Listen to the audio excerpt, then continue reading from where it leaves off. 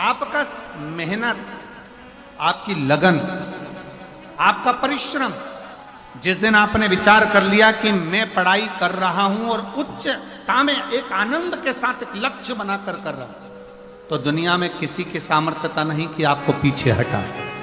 आप अपने लक्ष्य में आगे बढ़ोगे। हमने पहले भी कथा में कहा, आज फिर कहते हैं, माता के गर्भ से भी अगर किसी का जन्म हुआ है ना, तो हंसते हुए नहीं हुआ है।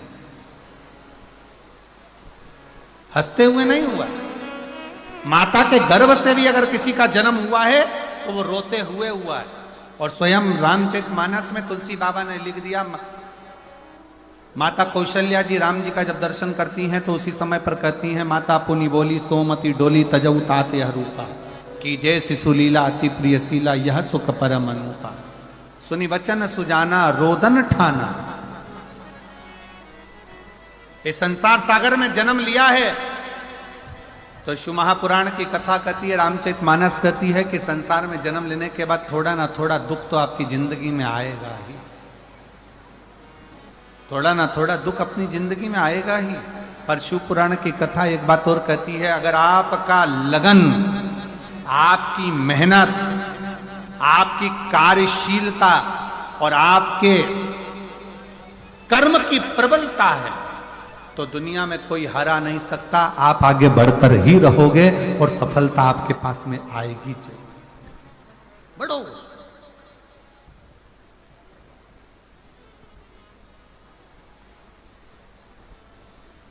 सफलता मिलती है।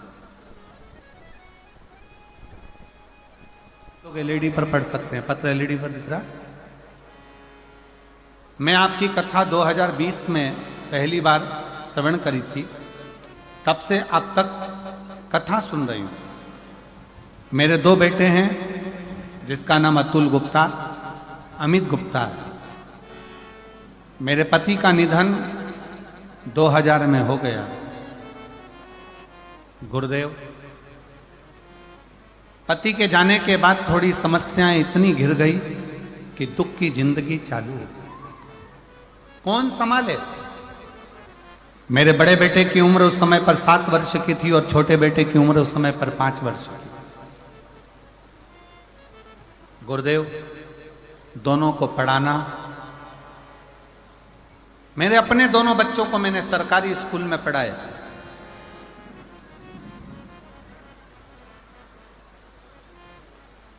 मैं दीदी आपको धन्यवाद देता हूं। कई लोग कहते हैं कि सरकारी स्कूल में है क्या, लोग प्राइवेट को ज्यादा प्रबलता देते हैं, पर आपका यह पत्र आज दिखा रहा है कि मैंने दोनों बेटों को सरकारी स्कूल में पढ़ाया और दोनों बेटों को उनकी मंजिल तक पहुंचाया। मैं आपको धन्यवाद देता हूं। मेरा छोटा बेटा उस समय 7 साल का था और बड़ा बेटा 7 साल का, छोटा बेटा 5 वर्ष का था। दोनों को सरकारी स्कूल में पढ़ाते पढ़ाते बड़े बेटे ने देखा कि मेरी माँ बहुत दुखी है, घर में कछु नहीं खाने का भी, बहुत तकलीफ की जिंदगी है। तो बड़ा बेटा पढ़ाई करते करते करते करते दुकान खोल ली और दुकान चलाने लगा। अब ऐसा लगता था कि भगवान ने थोड़ा सा हाथ पकड़ा।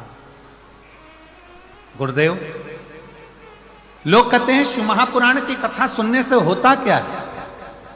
मैं कहती हूं, मेरा पहले का जो 2000 में पति गए उसके बाद का जो जीवन कटा वो संघर्ष का कटा। पर जब से 2020 से कथा सुनना प्रारंभ करी, आज मैं छाती ठोक कर कहती हूं कि मैं जो बाबा से मांगती हूं बाबा मुझे पहले प्रदान कर देता। गुरुदेव, बच्चे ने दुकान चलाई, दुकान में तकलीफ आई, धीरे धीरे बालक ने फिर चलाई और आज बाबा की कृपा से उसकी दुकान जम गई। उसी बड़े बेटे ने छोटे बेटे को और पढ़ाया और पढ़ाते पढ़ाते बेटे ने एग्जाम दिया पर उसका कोशिश सफल नहीं हुआ। मैंने अपने बच्चे से कहा, चिंता मत कर, अपन दोनों पशुपतिनाथ का व्रत करते हैं। और मेरे बेटे ने और मैंने दोनों ने पशुपति व्रत किया।